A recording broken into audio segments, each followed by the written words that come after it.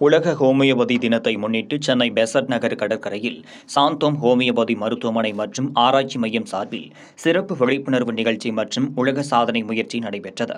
பொதுமக்களுக்கு ஹோமியோபதி மருத்துவத்தின் பயன்களை பற்றி விழிப்புணர்வு ஏற்படுத்தும் நோக்கில் 350 ஹோமியோபதி மருத்துவர்கள் இணைந்து தலை முதல் கால் வரை உள்ள நோய்களுக்கு தீர்வுகளை நாடக வடிவில் வெளிப்படுத்தினர்.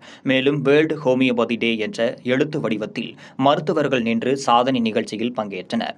இந்த முயற்சி இன்டர்நேஷனல் பிரைடு வேர்ல்டு ரெக்கார்ட் அமைப்பால் அங்கீகரிக்கப்பட்டது. நிகழ்வின் போது பல்வேறு ஹோமியோபதி மருத்துவர்கள் காட்சிப்படுத்தப்பட்டதோடு உடலுக்கு நன்மை தரும் இயற்கை உணவுகள், நீர்மோர் மற்றும் கேப்பை கூழை பொதுமக்கள் மற்றும் மருத்துவர்களுக்கு வழங்கினர். அவற்றின் மருத்துவ நன்மைகளை பற்றியும் விளக்கி பேசினர்.